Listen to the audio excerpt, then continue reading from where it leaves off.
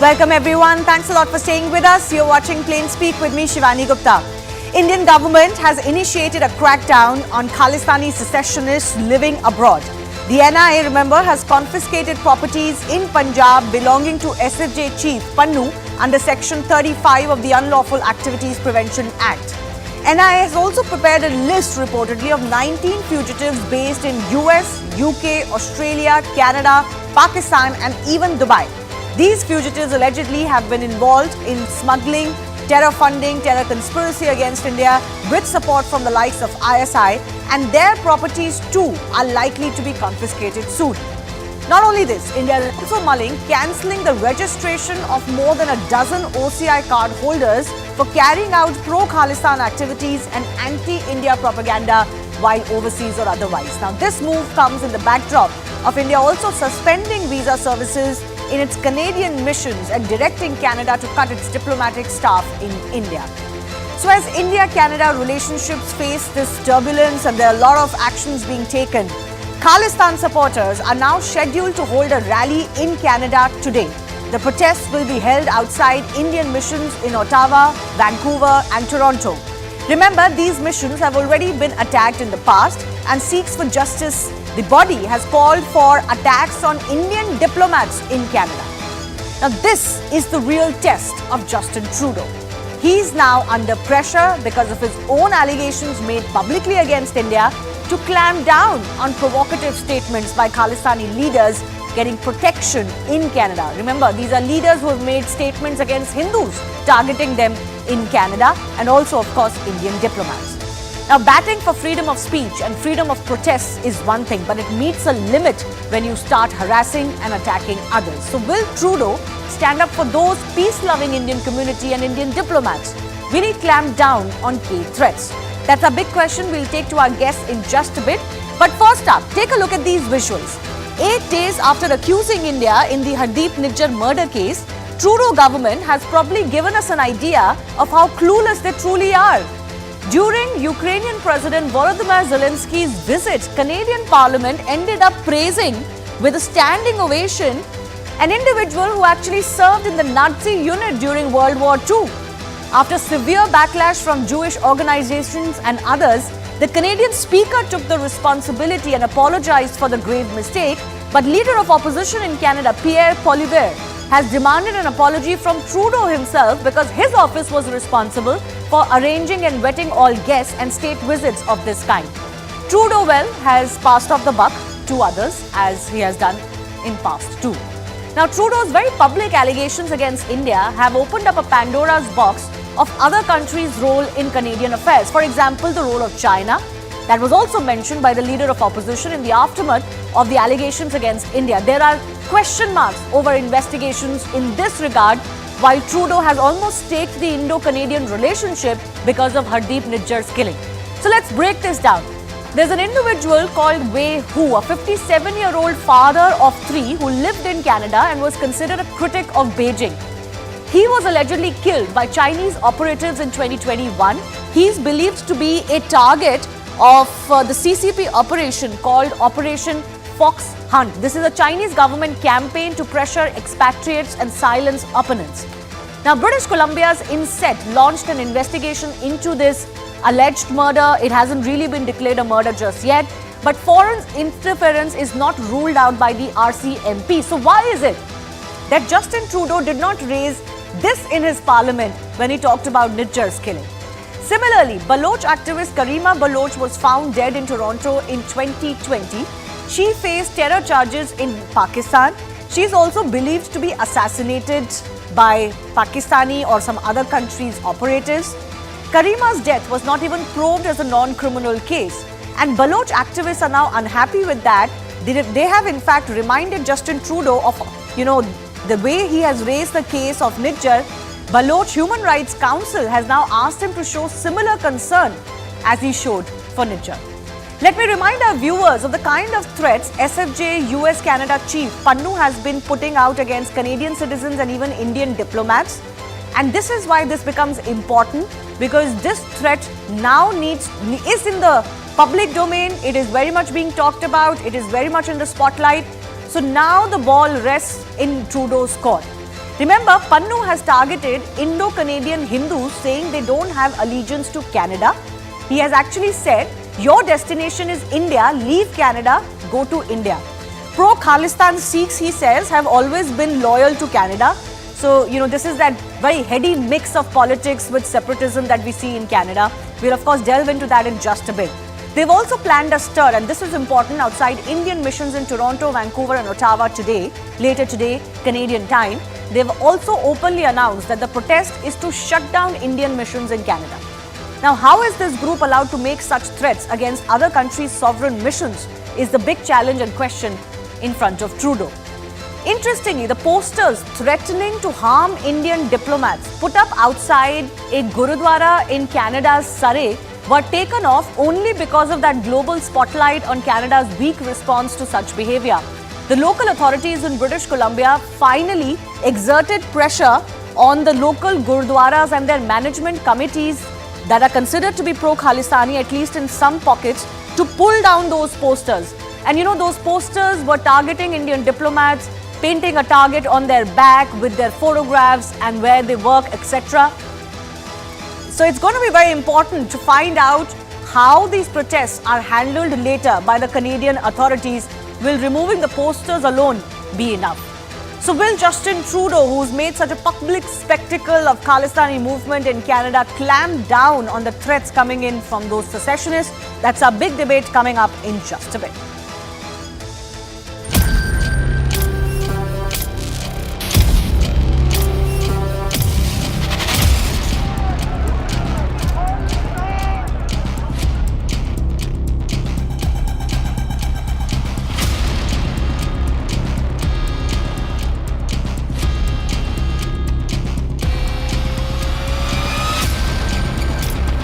मैं कनाडा सरकार से कहना चाहूंगा कि कुछ मुट्ठी भर जो लोग माहौल बिगाड़ने का काम कर रहे हैं उन पर जल्दी से अंकुश लगाए, उन पर कार्रवाई करे। भारत जो है सदैव शांति में विश्वास करता है, सद्भावना में विश्वास करता है। भारत पूरी दुनिया को एक परिवार के रूप में मानता है। I believe it's a very baseless.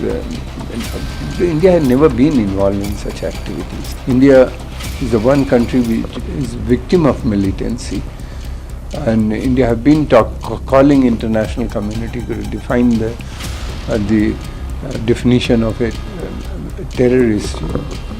So far, no proper response has come.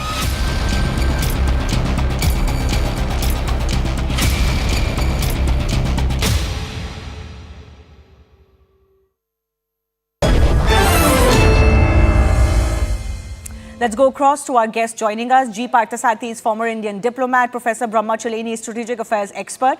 Glenn Carl is former national intelligence officer of the CIA. And I'm also joined by Salvatore Babones, a sociologist and professor based in Australia. Professor Parthasathy, Mr. G. Parthasathy, I want to begin with you. Do you believe the pressure is actually now, and the spotlight is now on Justin Trudeau's actions, given the very public spotlight he has shined on the Khalistani movement in Canada? And actually with these protests and these calls against Indian diplomats, Hindu community coming in, now he will be judged on how he reacts and acts on them, because certainly this doesn't fall under freedom of speech and freedom of protest as espoused by him or Canadians. Well, let's me put it this way, that Prime Minister Trudeau is stuck between the devil and the deep blue sea. His parliamentary support and his ability to stay in office depends on 18 Canadian Sikhs who are all separatists, some of whom we have taken action against in India, concealing of properties and so on. But and this is something in the Trudeau family. Yes. His father was no better Yes. during the time when we had Indian Airlines planes were being blown up.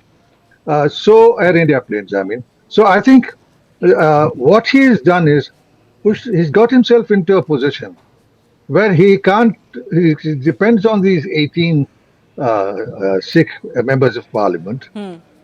He is therefore beholden to them. And he has, as I said, it's not something new. It started in 1985 when an Air India aircraft was blown up. Yes. and the people involved got only a rap on the knuckles and nothing more. So the Trudeau family itself, the father and son, have sort of taken this approach. Well, that's their political choice, but it is paying them dearly because Okay. every other country has banned some of the groups which now function in Canada. Yes. And But the Canada focus finds will itself. now be on how much Canada does. I'm sorry, sir, I'm having to interrupt you. I Yeah, do yeah, request the after- patience of our other guests as well. We're just cutting across to the national capital where there's a program of Prime Minister Narendra Modi. He's supposed to be inaugurating a Deen Dayal Upadhyay massive statue that is being inaugurated just in front of the BJP headquarters in the national capital. Let's listen in. आज के बाद हम खुद को गौरवान्वित महसूस करेंगे और इस 63 फुट की ऊंची मूर्ति के बराबर के जो कद की भावना हम मन में आज यहां से लेकर जाएंगे।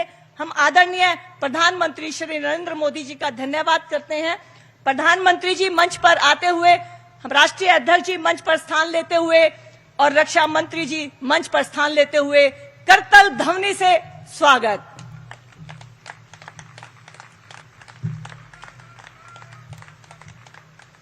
एक बार जोरदार आवाज में हमारी आवाज मिलनी चाहिए। पंडित दीनदयाल उपाध्याय जी, पंडित दीनदयाल उपाध्याय जी, पंडित दीनदयाल उपाध्याय जी। मैं सर्वप्रथम राष्ट्रीय अध्यक्ष श्री जयप्रकाश नड्डा जी से निवेदन करती हूं कि वो पुष्प कुछ लेकर आदरणीय प्रधानमंत्री जी का स्वागत करें। दिल्ली को इतनी बड़ी सौगात मोदी जी ने दी है, हम प्रधानमंत्री जी का धन्यवाद करते हैं।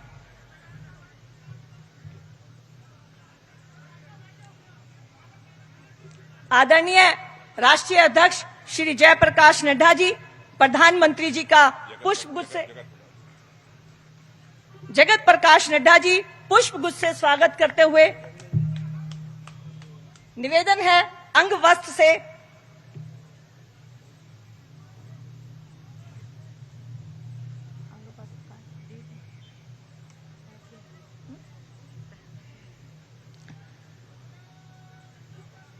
दिल्ली के प्रदेश अध्यक्ष श्री वीरेंद्र सचदेवा जी से निवेदन है कि राष्ट्रीय अध्यक्ष श्री जयप्रकाश नड्डा जी का स्वागत करें।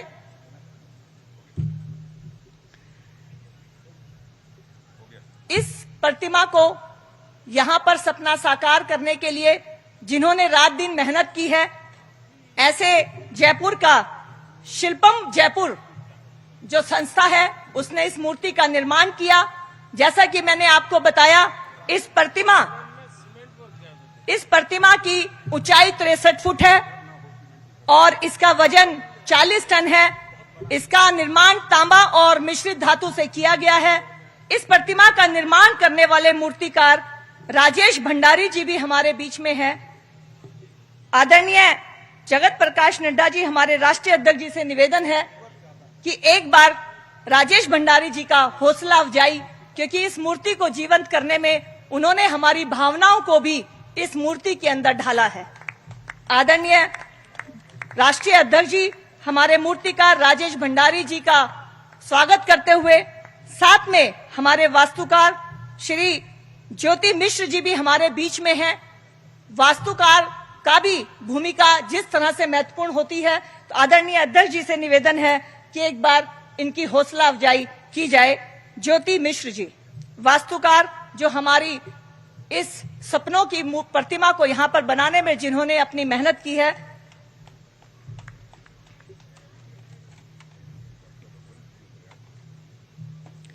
अब मैं आदरणीय राष्ट्रीय अध्यक्ष जगत प्रकाश नड्डा जी को निवेदन करती हूं कि वो अपनी हमारी मार्गदर्शन करें।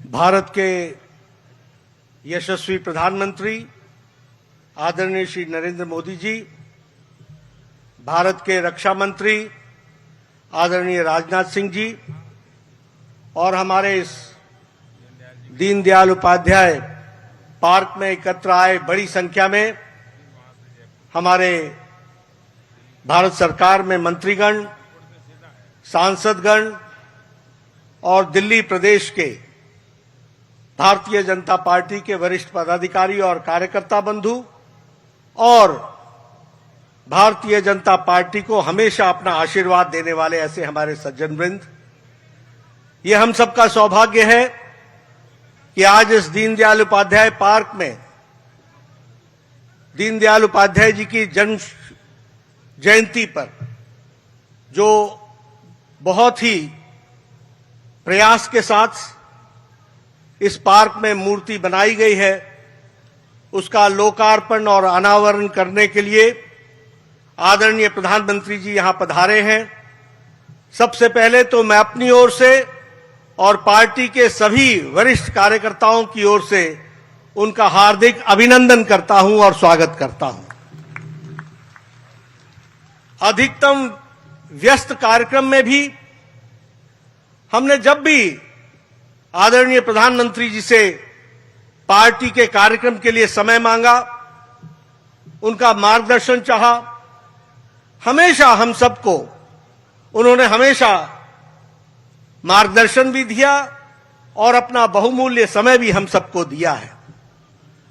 अगर आज की बात करें तो आदरणीय प्रधानमंत्री जी सुबह से पहले भोपाल, बाद में जयपुर और 3 बड़े कार्यक्रम करके आज वो, जब हमने निवेदन किया कि यहां जन्म जयंती है दीनदयाल जी की, तो वो अच्छा दिन होगा जिस दिन आप मूर्ति का अनावरण करें, तो आदरणीय प्रधानमंत्री जी ने सहर्ष स्वीकार किया। इसके लिए पुनः मैं आप सब की ओर से उनका हार्दिक अभिनंदन और धन्यवाद देता हूं। आज विशेष इस तरीके से भी है कि जिस बात के लिए दीनदयाल उपाध्याय जी ने, जिस विचारधारा के लिए पंडित दीनदयाल उपाध्याय जी ने अपना सारा जीवन दिया, पार्टी को खड़ा करने में और अखिल भारतीय बनाने में, छोटे से अरसे में पार्टी को विकसित किया, आज खुशी होती है कि जब प्रधानमंत्री जी जनसंघ काल से जहां हमारा काम चल रहा है मध्य प्रदेश भोपाल, वहां आज जब कार्यक्रम हुआ तो 5 लाख से भी ज्यादा विचारों से ओतप्रोत लोग आज भोपाल में एकत्र हुए और आदरणीय प्रधानमंत्री जी का उनको मार्गदर्शन मिला। आज हम सबके लिए सौभाग्य की बात है कि जयपुर के नजदीक धनकिया में जो पंडित दीनदयाल उपाध्याय जी की जन्मस्थली रही है, वहां भी प्रधानमंत्री जी का जाने का कार्यक्रम रहा और वहां भी उन्होंने दीनदयाल उपाध्याय जी को याद भी किया और उस कार्यक्रम में भी वो शामिल हुए, ये हम सब जानते हैं। और आज अभी इस अनावरण के कार्यक्रम में वो हम सबके बीच में हैं। जब हम दीनदयाल उपाध्याय जी की बात करते हैं तो हमारे सामने स्पष्ट दिखता है विचारों से ओतप्रोत, भारत माता के लिए अपना सर्वस्व देने वाले, सादगी का जीवन व्यतीत करते हुए देश सेवा में अपने आप को समर्पित करने वाले, ऐसे हमारे दीनदयाल उपाध्याय जी थे। बहुत कम होता है कि कोई ऐसा नेता हो जिसमें नेतृत्व के हर गुण हो। दीनदयाल उपाध्याय जी एक ऐसे नेता थे जो विचारक भी थे, जिनमें नेतृत्व की क्षमता भी थी और वो संगठनकर्ता भी थे, यानी 3 in 1। वह विचारक भी थे, वो संगठक भी थे और नेतृत्व करने की भी ताकत वो रखते थे। ऐसे हमारे दीनदयाल उपाध्याय थे। जब हम विचारधारा की बात कहें तो हमारे बहुत से लोगों को आर्थिक हमारी दृष्टि जिसके बारे में चर्चा होती रहती है, उसका जो प्रतिपादन था एकात्म मानववाद से, वो दीनदयाल जी ने शुरू किया। और दीनदयाल जी ने जिस कार्य को आगे बढ़ाया उसमें भारत का साधारण मानवी, हमारा भारत के समाज में अंतिम पायदान पर खड़ा व्यक्ति, उसके लिए हमको समर्पित होकर के अपनी सारी अर्थनीति बनानी है, यह बात की प्रेरणा उन्होंने हमें दी थी। और उसी के मंत्र को लेकर अंत्योदय के माध्यम से और प्रधानमंत्री मोदी जी के नेतृत्व में जिस नारे को साकार करते हुए हम चले, सबका साथ, सबका विकास, सबका विश्वास और सबका प्रयास, इस कार्य को आगे बढ़ाने का काम प्रधानमंत्री मोदी जी के नेतृत्व में हुआ है। हम यह भी जानते हैं कि हमारी केंद्र की प्रधानमंत्री मोदी जी के द्वारा दी गई नीतियां वो गांव को केंद्रित है, वो गरीब को केंद्रित है, वो वंचित को केंद्रित है, वो महिलाओं को केंद्रित है, वो किसानों को केंद्रित है, वो युवाओं को केंद्रित है और जो हमारे वंचित दलित समाज रहे थे उनको मुख्य धारा में शामिल करते हुए आगे बढ़ने का संकल्प लेकर के हम चले हैं। हम सब लोगों को पंडित दीनदयाल उपाध्याय जी से ये प्रेरणा मिली जिसको प्रधानमंत्री जी ने साकार किया है। आज उनके कर कमलों द्वारा हमारे इस मूर्ति का अनावरण हुआ है। हम यह जरूर विश्वास दिलाते हैं कि हम दीनदयाल उपाध्याय जी के बताए रास्ते पर चलेंगे, उनसे हमेशा प्रेरणा लेंगे और प्रधानमंत्री मोदी जी आपके द्वारा बताए रास्ते को हम पूरी ताकत से उसको आगे बढ़ाने का हम काम करेंगे। यह हम विश्वास आपको पार्टी की ओर से देते हैं।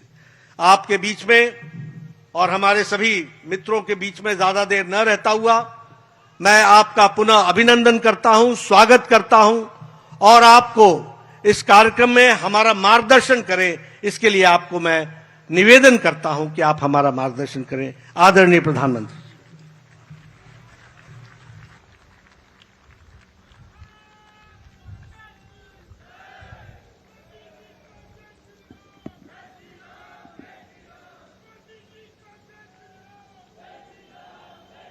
भारत माता की, भारत माता की, भारत माता की। मैं कहूंगा दीनदयाल उपाध्याय, आप कहिए अमर रहे, अमर रहे। दीनदयाल उपाध्याय, दीनदयाल उपाध्याय, दीनदयाल उपाध्याय। कार्यक्रम में उपस्थित भारतीय जनता पार्टी के राष्ट्रीय अध्यक्ष श्रीमान जेपी नड्डा जी, केंद्रीय मंत्रिमंडल में मेरे सहयोगी, हमारे वरिष्ठ नेता श्रीमान राजनाथ सिंह जी, पार्टी के अन्य सभी पदाधिकारीगण एवं साथियों, आज हम सबके प्रेरणा स्रोत दीनदयाल उपाध्याय जी की जन्म जयंती का पावन अवसर, एक प्रेरक अवसर हम सबके लिए हमेशा प्राण शक्ति देता आया है। आज सुबह मुझे जयपुर में धानक्या रेलवे स्टेशन के पास जाने का सौभाग्य मिला। जब राजस्थान में भाजपा सरकार थी तो वहां पंडित दीनदयाल उपाध्याय राष्ट्रीय स्मारक का निर्माण हुआ था। आज मैंने कुछ समय वहां बिताया। मेरा आप सबसे आग्रह है कि जब भी आपका जयपुर जाना हो, कुछ समय निकाल करके वहां जरूर जाइए।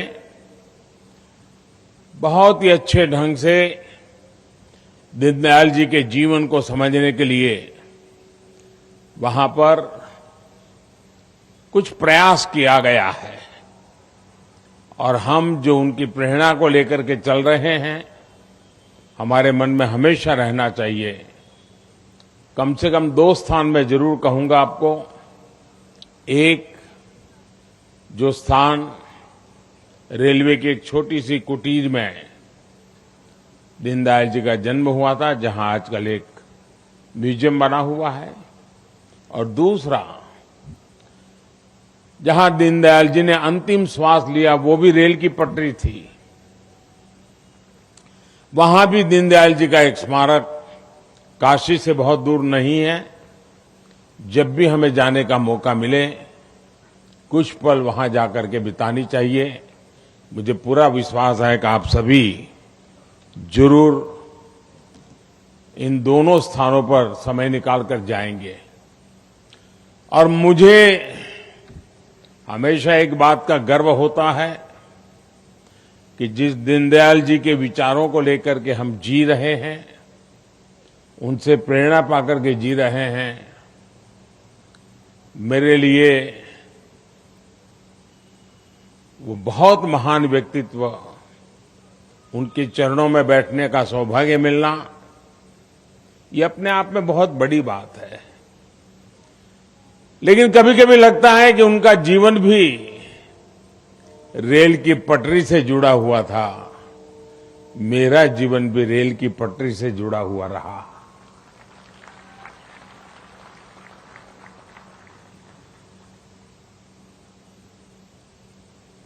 सुबह उस पवित्र स्थान पर से मैं आज यहां सीधा एयरपोर्ट से आपके बीच आया हूं और ये शाम मुझे दिल्ली में पंडित दीनदयाल उपाध्याय पार्क में उनकी प्रतिमा के लोकार्पण का अवसर मिला है।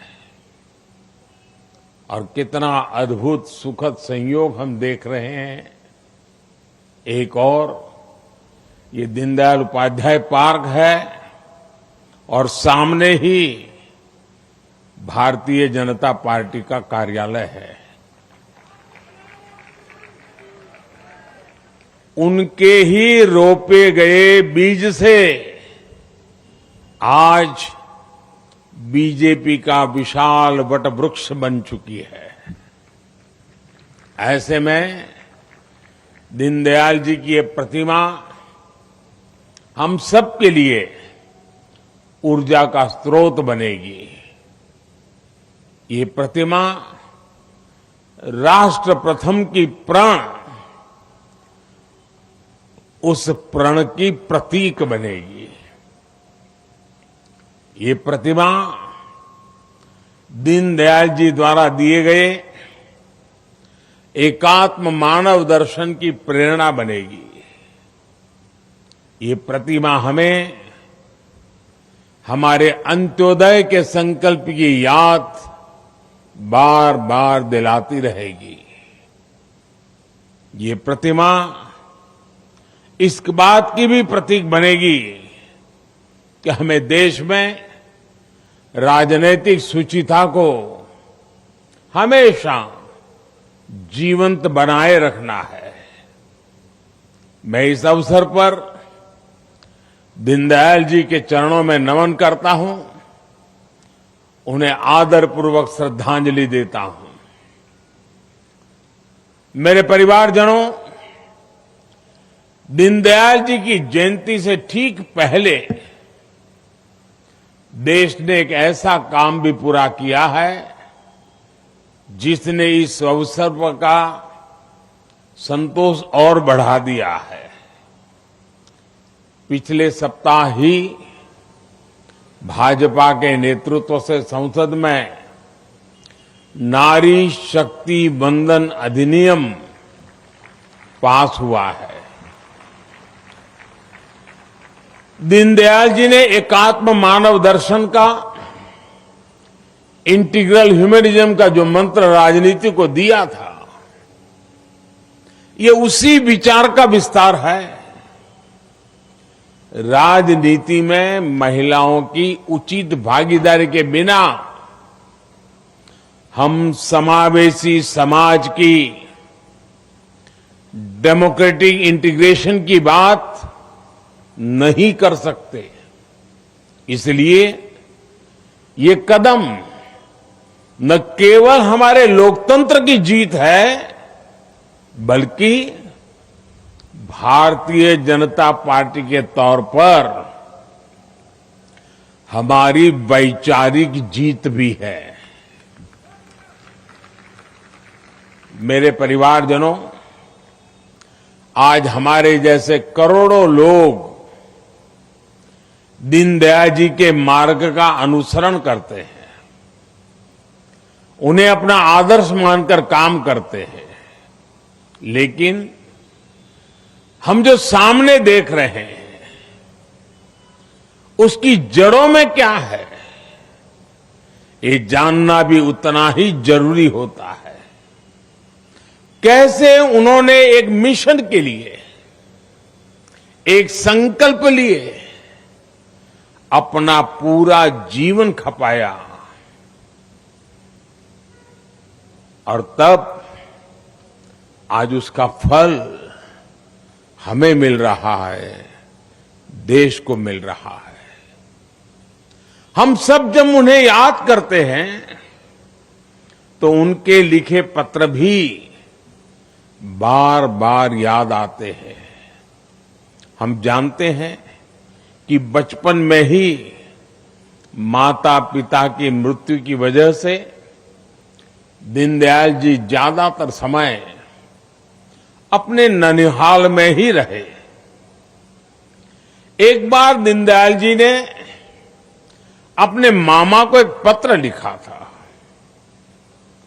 और आप में से पुराने सभी कार्यकर्ताओं ने वो पत्र जरूर पढ़ा होगा। उस समय उनका परिवार समस्याओं से घिरा हुआ था। उनके मामा जी शायद चाह रहे थे कि वो समाज कार्यों को छोड़कर घर वापस आ जाएं, कुछ पैसे कमाने के लिए कोई नौकरी ज्वाइन कर ले। तब दीनदयाल जी ने एक चिट्ठी लिखी थी और उस पत्र में उन्होंने लिखा था कि एक और भावना और मोह खींचते हैं तो दूसरी ओर प्राचीन ऋषियों और हुतात्माओं की आत्माएं पुकारती है। उन्होंने व्यक्तिगत पारिवारिक जिम्मेदारियों की जगह राष्ट्र के प्रति कर्तव्य का मार्ग चुना। मेरे परिवारजनों, दीनदयाल उपाध्याय जी ने हमेशा समाज के अंतिम पायदान पर खड़े व्यक्ति की बात की थी। यही उनके अंत्योदय का संकल्प था। इसी संकल्प पर चलते हुए बीते 9 वर्षों में हमने अंतिम पायदान पर खड़े व्यक्ति का सामर्थ्य बढ़ाने, उसके जीवन को बेहतर बनाने के लिए कई बड़े कदम उठाए हैं। अब समय है कि हम 100% गरीबों, वंचितों तक पहुंचकर समग्र विकास को सिद्ध करें। अंत्योदय का ये संकल्प हमारी योजनाओं में भी दिख रहा है, हमारे व्यक्तिगत प्रयासों में भी दिख रहा है। आजादी के अमृत काल में हमने सेचुरेशन यानी जन कल्याण की हर योजना को 100% लाभार्थियों तक पहुंचाने का संकल्प लिया है। सेचुरेशन तक पहुंचने के इस अभियान का मतलब है भेदभाव की सारी गुंजाइश को खत्म करना, तुष्टीकरण की आशंकाओं को समाप्त करना, स्वार्थ के आधार पर लाभ पहुंचाने की प्रवृत्ति को खत्म करना और समाज की आखिरी पंक्ति में खड़े आखिरी व्यक्ति तक सरकारी लाभ पहुंचे, ये सुनिश्चित करना। और यही तो है अंत्योदय। जब सरकारी मशीनरी खुद ये लक्ष्य बना ले कि उसे हर पात्र व्यक्ति तक पहुंचना है, तो फिर पक्षपात, भेदभाव टिक ही नहीं पाता। इसलिए हमारा ये सेवा अभियान सोशल जस्टिस, सामाजिक न्याय का बहुत बड़ा माध्यम है और यही सच्ची पंथ निरपेक्षता है, सच्चा सेक्युलरिज्म है। साथियों, मैं हमेशा से ही कार्यकर्ताओं से दीनदयाल जी के 7 सूत्रों को जीवन में उतारने का आग्रह करता हूं। आज फिर से इन सूत्रों को याद करने का दिन है। ये सूत्र है सेवा भाव, संतुलन, संयम, समन्वय, सकारात्मक, संवेदना और संवाद। इस समय देश में हम कर्तव्य काल उस राह पर चल पड़े हैं। इस समय तो ये सूत्र और भी सामयिक हो जाते हैं। आज देश में जितनी भी योजनाएं चल रही हैं, उसमें हमारे कार्यकर्ताओं का सेवा भाव, समन्वय और संवेदना, इनका प्रभाव और बढ़ा सकती है।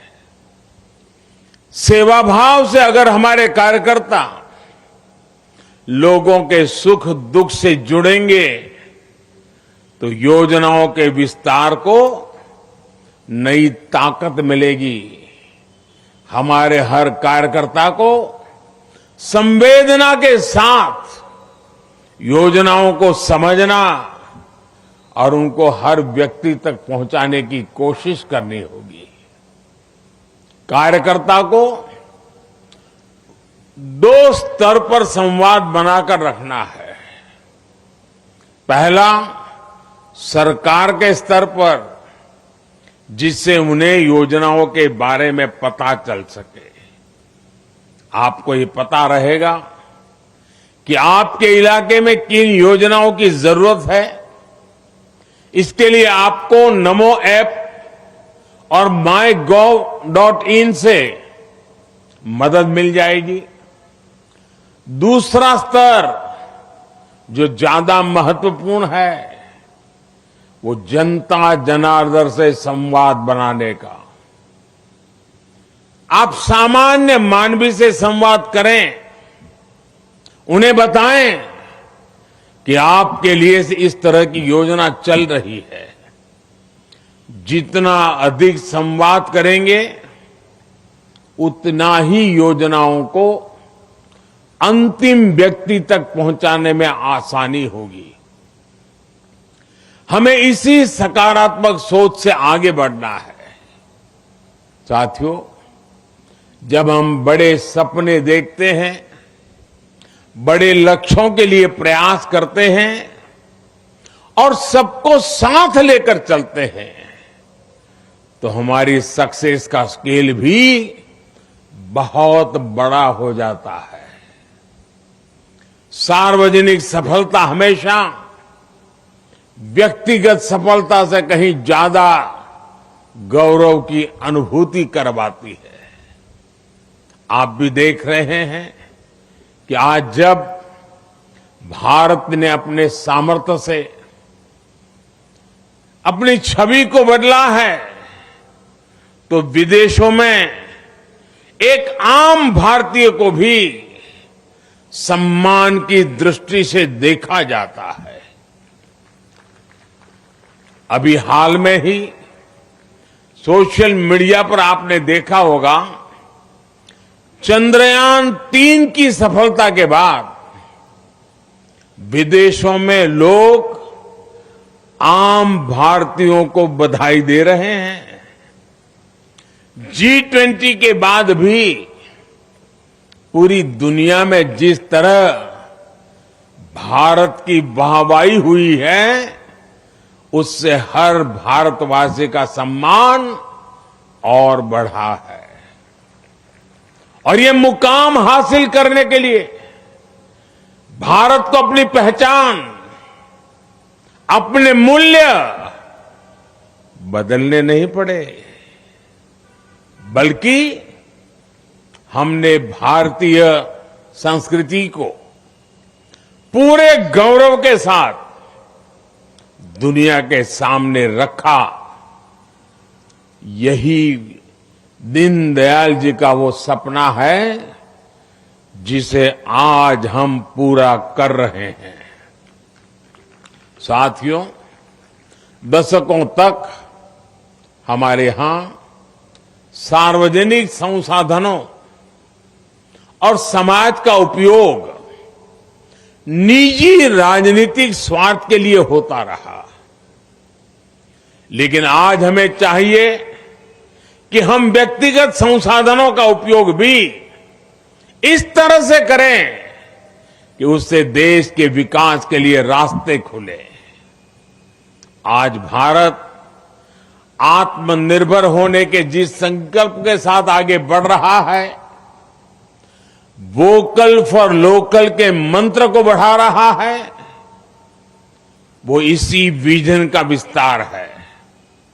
जब हम देश के भीतर अलग अलग राज्यों में टूरिज्म के लिए जाते हैं, तो इससे फायदा देश के लोगों को होता है। जब हम स्थानीय उत्पाद खरीदते हैं, तो इससे फायदा देश के लोगों का होता है।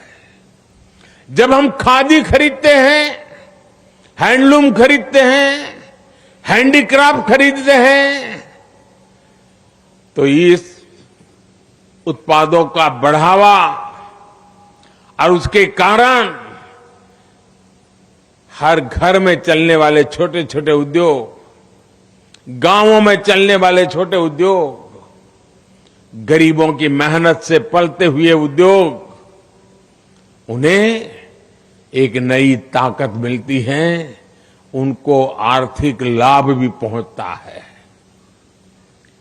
और इससे देश के लोगों का फायदा होता है। जब हम स्वच्छता को बढ़ावा देते हैं, गंदगी नहीं फैलाते, तो इससे देश स्वच्छ बनता है।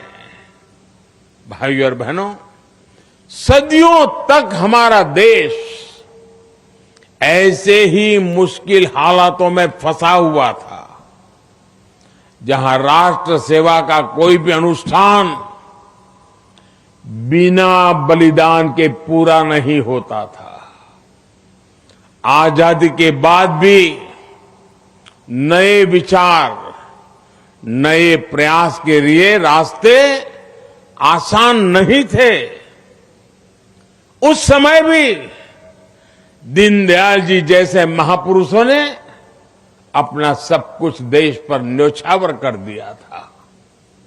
और मैं मानता हूं कि अगर उनकी अचानक और रहस्यमयी मृत्यु नहीं हुई होती, तो भारत का भाग्य बहुत दशक पहले ही बदलना शुरू हो जाता।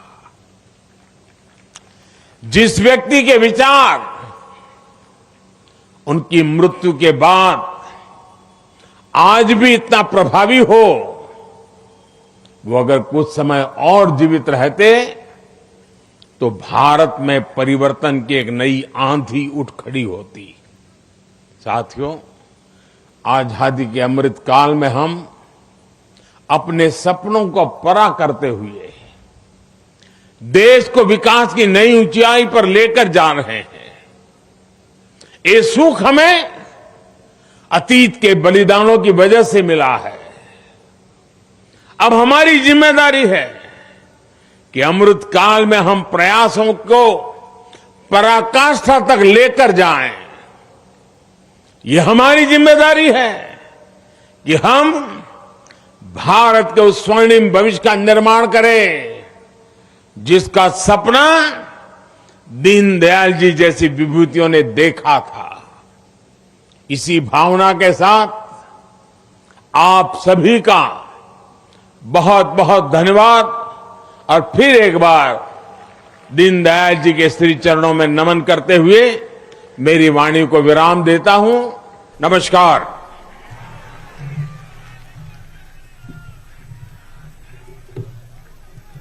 धन्यवाद आदरणीय प्रधानमंत्री जी। माननीय राष्ट्रीय अध्यक्ष श्री जगत प्रकाश नड्डा जी से निवेदन है कि प्रतिमा का लघु रूप देकर आदरणीय पंडित दीनदयाल उपाध्याय जी की मूर्ति को यादों में रखने के लिए आदरणीय प्रधानमंत्री जी को भेंट करें। प्रधानमंत्री जी का कोटि कोटि धन्यवाद दिल्ली के परिवार से, जिन्होंने दिल्ली की सबसे बड़ी ऊंची मूर्ति आज दिल्ली के कार्यकर्ताओं का प्रेरणा स्रोत बढ़ाने के लिए हमें दी है। आपका बहुत बहुत धन्यवाद। भारत माता की। पंडित दीनदयाल उपाध्याय जी। भारत माता की। वंदे वंदे वंदे। भारत माता की। पंडित दीनदयाल उपाध्याय जी। पंडित दीनदयाल उपाध्याय जी। आदरणीय प्रधानमंत्री जी प्रस्थान करते हुए और प्रधानमंत्री जी स्मृति पट्टिकाओं और उद्यान का अवलोकन करते हुए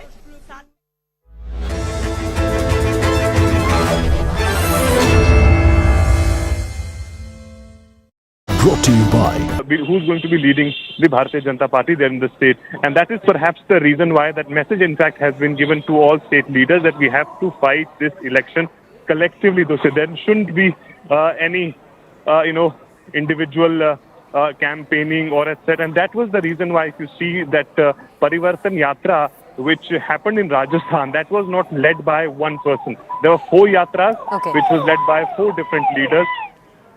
Arun, thank you for those details. We'll continue to check back in with my colleague. As you can see, the Prime Minister in Jaipur. It's time for a short break. On the other side, in just a few minutes, more of the country's top stories. This is the Breaking News Show.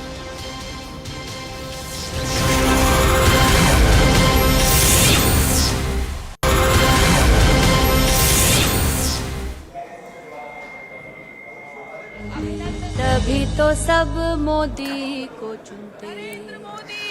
The Prime Minister, as you can see on the visuals in front of us, in Jaipur. A little while earlier, we brought you visuals of the Prime Minister in a rally in Madhya Pradesh. Both Madhya Pradesh and Rajasthan are due for elections. You'll remember this year, in just a few months from now. In Rajasthan, remember, the Prime Minister is there right now to address audiences. He'll be addressing crowds in just a little while from now. But in Rajasthan, his visit is of particular importance because remember, the BJP in Rajasthan has seen some disquiet within its state unit with various poles of leadership. Former Chief Minister Vasundhara Raje choosing not to attend rallies in multiple areas, seen as a seeming sign of her dissatisfaction with decisions being made by the central BJP leadership. So that disquiet very much remains. Remember, the Rajasthan state is currently ruled by the Congress government. Ashok Gehlot, the Chief Minister, is going to be launching that campaign against the BJP in just a few months from now. The Congress too in Rajasthan has seen its own fair share of infighting. Obviously, you must be familiar with this. Former Deputy Chief Minister Sachin Pilot's infighting with the Chief Minister Ashok Gehlot. So, 2 separate parties, both the BJP and the Congress in Rajasthan, with their own state party unit complications playing out. In Rajasthan itself, over the last few months, the BJP has carried out multiple yatras. We've also seen Home Minister Amit Shah and the Defence Minister Rajnath Singh address these yatras over the last few days itself. In one such yatra, we saw the Home Minister refer to the Sanatan Dharm controversy that was playing out down south. Remember, this is the controversy where a DMK leader made statements about the Sanatan Dharm. That was looked at as particularly interesting by experts, as an indication almost of what the BJP poll plan could look like in just a few months from now.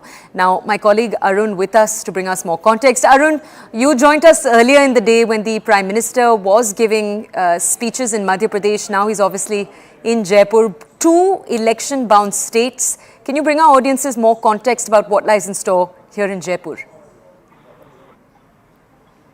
Well, see, Prime Minister Modi has a very jam-packed schedule today. Firstly, he started his day with a rally in Madhya Pradesh. Then he has reached Rajasthan, and after concluding his program in Rajasthan. Remember, he'll be reaching to Delhi and then participate in another program of Deen Dayal Upadhyay, the statue.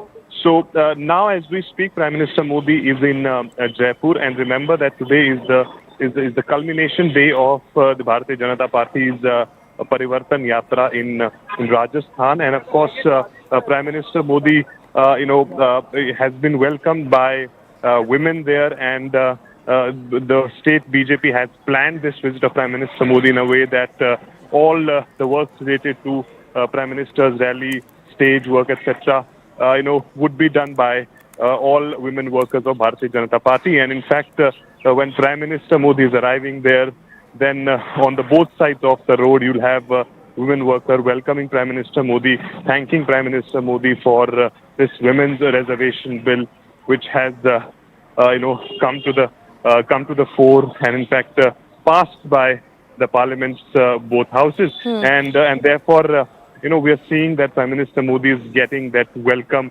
from the people of Rajasthan. He will of course be engaging with the audiences there.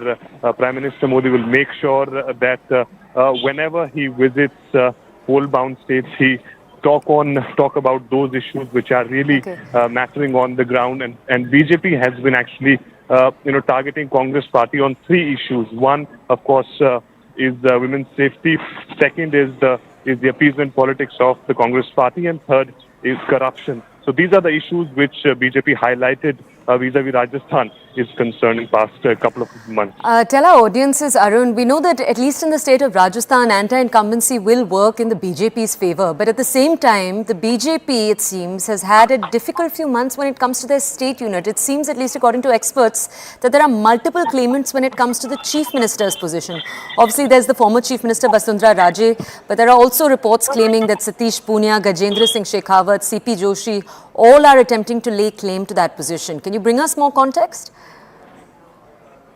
Well, see, as of now, BJP has made it very clear to all those leaders whom you've just named that the election will be fought under the leadership of Prime Minister Modi. So there will not be any declaration of the chief ministerial candidate from the BJP's side. And that is, of course, to...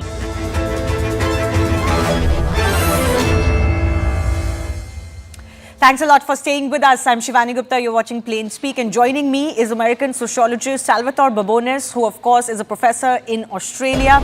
With him, I'll take forward the entire Indo-Canada fracas that we've seen in diplomatic ties. Salvatore, thanks a lot for your time. Why do you think, particularly in a country like Canada, the Khalistani secessionist movement gets so much political protection, and even a fringe element has so much political power, as we've seen? This is an artifact of the way single-issue politics work in Anglophone democracies. We have a situation where one group within society, and even then, a fraction of that group have a single issue on which they care deeply. So they're part of the governing coalition of, well, broadly speaking, Justin Trudeau's Liberal Party, but also of the New Democratic Party, which is a smaller social democratic party that is in government with the Liberals in a coalition government. They have a lot of influence with the New Democratic Party. Now, the Khalistani elements within the New Democratic Party have only one issue they care about, and that's Khalistan. The people, the other groups in their broader electoral coalition, which includes gay rights activists, which includes Muslims, Muslim Canadians, which includes diehard trade unionist socialists, those groups have their own issues, like Israel, or issues around working conditions that really have nothing to do with Khalistan. So when the party takes a position on India or Khalistan, the Khalistanis have an absolute control over the party's position. But of course, in return, they simply support what the other members of the coalition want on their own pet issues. And that form of single-issue politics exists not only in Canada, but in the United States and Australia. It's something we see replicated across the Anglosphere.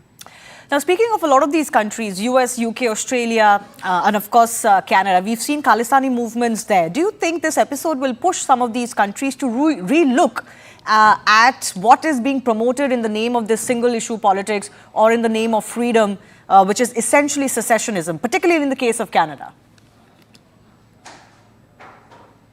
The Australia-Canada comparison really teaches us a lot. So, for example, in Australia, where India looms large in Australia's international relations, where it's an important trading partner, where it's an increasingly important investment partner, the politics of Khalistan really have not taken root. And in fact, Australian newspapers have even run articles exposing, quote unquote, Khalistani activism as terrorist linked and is something not to be pandered to, because in Australia there's not a there's not a single issue group supporting Khalistan who can override their party's broader interests. So the Australian Labor Party, which is in government right now, does have a small group of Khalistani supporters within the party, but the broader interests of the party overrule that small group's priorities.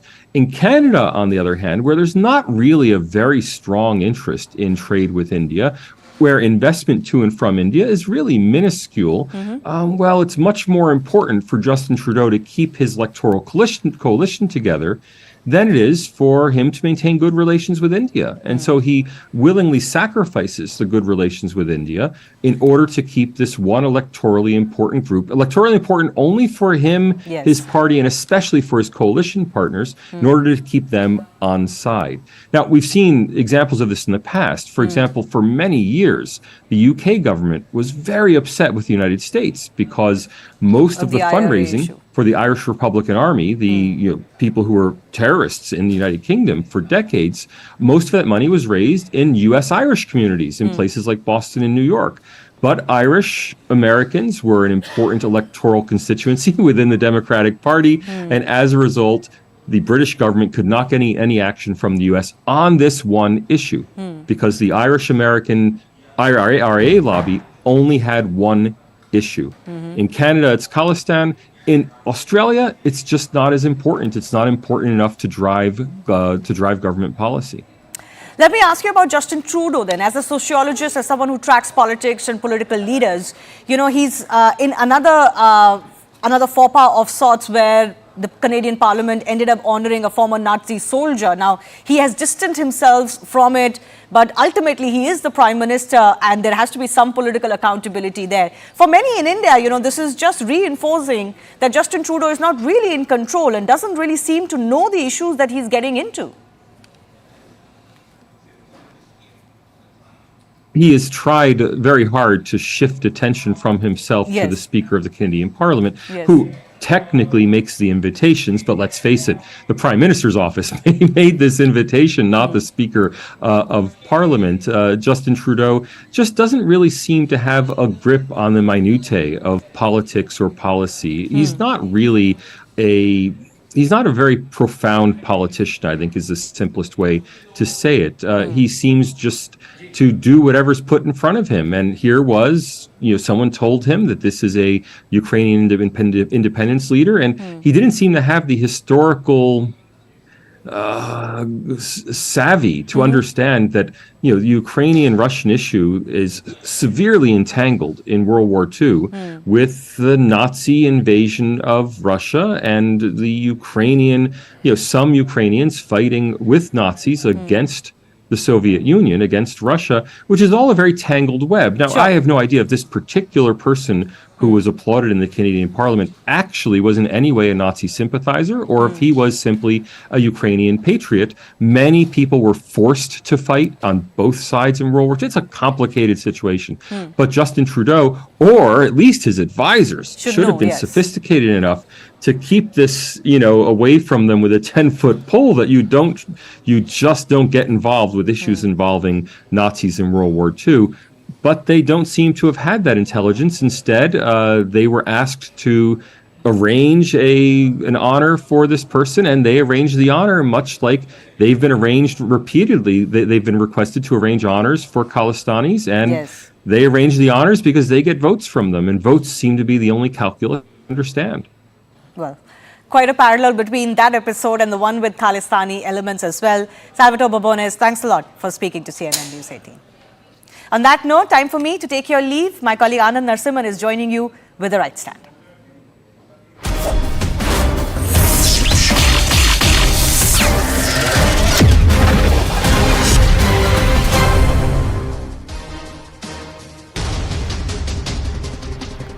Namaste, Jai Hind and welcome to this edition of The Right Stand. It's a golden Monday at the Asian Games for Bharat, ladies and gentlemen, as the women's cricket team has won a historic gold and of course a world record-breaking score by the men's air rifle, 10-meter air rifle team that gets us another gold. That was the first gold that Bharat struck this time around at the Asian Games. Overall, we've won 3 bronze, 3 silver and 6 bronze medals.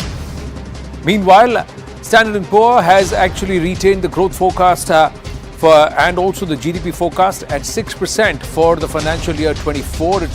But it's upped the inflation numbers by 5 basis points to 5.5%.